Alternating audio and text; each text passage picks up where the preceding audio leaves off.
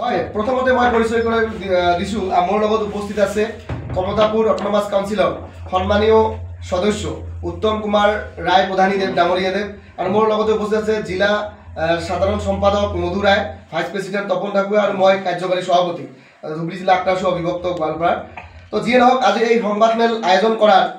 উদ্দেশ্য হয়েছে যোৱা 4-5 দিন আগতে ধুবড়ীর প্রাক্তন বিধায়ক রসুল হক বাহাদুরে আমার এই সম্মানীয় সদস্য অটোনমাস কাউন্সিলর উত্তম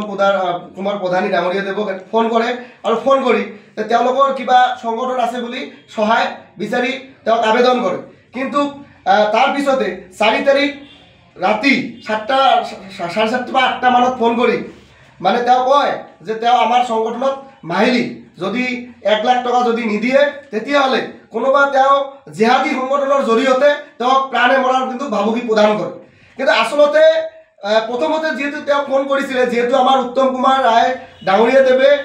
আমার অটোনমাস কাউন্সিলর এজন সাধারণ সদস্য হওয়ার উপরে বিভিন্ন ব্যবসায়ের লগত জড়িত যেহেতু প্রথমতে ফোন করি সহায় বিচাৰিছিলে কিন্তু হয়তো যদি লগ ধরি গ'লে হয়তো নিশ্চয়কৈ কিবা এটা নিশ্চয় সংগঠনত হেল্প করার কারণে চিন্তা চর্চা করি লয়। কিন্তু বিশেষ করে আসলতে আমি প্রশ্নটো কৰিব বিচাৰিছোঁ যে যেহেতু দ্বিতীয় দিন ফোন করি সংগঠনের জড়িয়তে বা যে সংগঠনের জড়িয়তে যে 1 লাখ টাকা নিদিলে প্রাণে মরার ভাবুকি প্রদান করিলে আসলতে এই রসুল হক বা বাহাদুর ডাঙরিয়ায় কোন সংগঠনের লগত জড়িত বা কোনোবা জেহাদী সংগঠনের লগত জড়িত আছে নাকি? যদি জেহাদী সংগঠনের লগত জড়িত নাই আজি কিয় কৈছে যে প্রাণে মরার ভাবুকি প্রদান কৰিব। আৰ এই ক্ষেত্ৰত কিন্তু উত্তম কুমাৰ ৰায় ডাঙৰিয়াদেবে 5 তাৰিখে এখন এই ৰসুল হক বাহাদুৰেৰ নামত কিন্তু গৰিপুৰ থানাত এখন এজাহাৰ দাখিল কৰিছে। গতিকে আমি কব বিচাৰিছোঁ যে কোচ ৰাজবংশী জনগোষ্ঠীৰ কমতাপুৰ অটোনমাস কাউন্সিলৰ এজন সম্মানীয় সদস্য আৰু লগতে বিভিন্ন ব্যৱসায়ৰ লগত জড়িত। গতিকে এইজন মানুহক আসলতে কি কাৰণত 1 লাখ টাকা বিচাৰিছে, কি কাৰণত প্ৰাণ মানে নাচৰ ভাবুকি প্ৰদান কৰিছে বা কি কোন সংগঠনেৰে ভাবুকি প্ৰদান কৰিছে যে বিভিন্ন সময়ত এটা সময়ত মিয়া সাহিত্য পৰিষদে কিন্তু বিচাৰিছিলে। গতিকে আমি জানো যে হয়তো আমার সন্দেহ হৈছে যে আসলতে জেহাদী কোনোবা ইসলামিক কোনো জেহাদী সংগঠনের লগত জড়িত আছে, নহলে কোন সাহসত কার বলত আজি মানে আমার এই সাধারণ সদস্য কমতাপুর অটোনমাস মানে কাউন্সিলর সাধারণ সদস্য এটা সম্মানীয় সদস্য লগতে সরকারের এজন বিষয়ববীয়া বলে আমি কব পারো। গতিকে তাক কিন্তু কার সাহসত আজি প্রাণ নাচর ভাবুকি প্রদান করেছে বা 1 লাখ টাকা দাবি করেছে। গতিকে এই ক্ষেত্ৰত যেহেতু 5 তারিখে গরিপুর থানাত এখন এজাহার দাখিল করেছে এজাহারের ভিত্তিত কিন্তু আমি ধুবড়ী জিলার এসপি মহোদয়ক অনুরোধ জনাইছো অনারেবল এসপি মহোদয়ক যে অতি সোনকালে এই এজাহারের ভিত্তিত গ্রেপ্তার করে জেল হাজতলৈ প্রেরণ কৰিব লাগে। অন্যথায় কিন্তু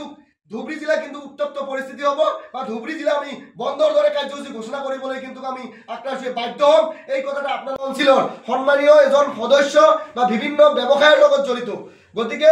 এই মানুহজনক যি মানে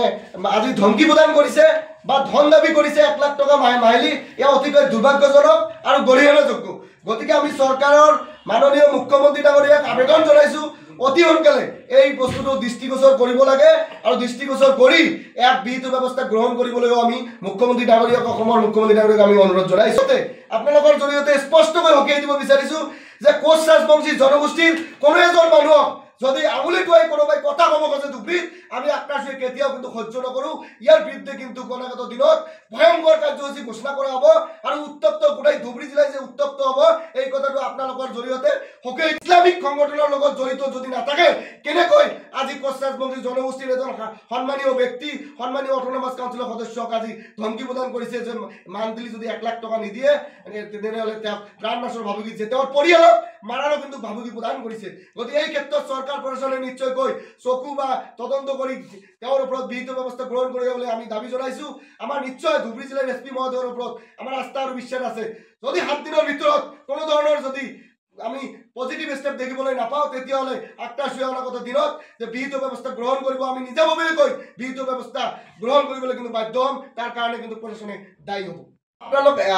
আপোনালোকে জানে যে ইয়াৰ লগতে আমি আপোনালোকক আৰু এটা কথা ক'বলৈ বিচাৰিছো যে ধুবড়ী জিলাৰ কেইদিনমান আগতে বিলাসীপাৰাত যে মিউজিক ফেষ্টিভেল পাতিছিল এই মিউজিক ফেষ্টিভেলৰ নামতে বাহাদুৰৰ লগতে বাহাদুৰৰ পৰিয়ালৰ যি লুণ্ঠন ৰাজৰ কথা কিন্তু ইতিমধ্যে কিন্তু প্ৰতিটো বাতৰি কাকতে ডিজিটেল মাধ্যমে কিন্তু বজাইছে আৰু বিভিন্ন জায়গাত কিন্তু ইতিমধ্যে তেওঁলোকৰ এগেইনষ্টত কিন্তু এজাহাৰ দাখিল কৰা হৈছে কিন্তু এজাহাৰ দাখিল কৰাৰ পিছতো আজিলৈকে বাহাদুৰৰ লগতে তেওঁৰ পৰিয়ালক কোনো এজন ব্যক্তি কিন্তু গ্ৰেপ্তাৰ নকৰিলে ইয়াও কিন্তু অতিকৈ দুৰ্ভাগ্যজনক বিষয় গতিকে আমি আবেদন জনাইছো অতি শীঘ্ৰে এই বাহাদুৰক গ্ৰেপ্তাৰ কৰি জেল হাজতলৈ প্ৰেৰণ কৰিবলৈ ধুবুৰী জিলা আক্ৰাসুৱে দাবী জনাইছো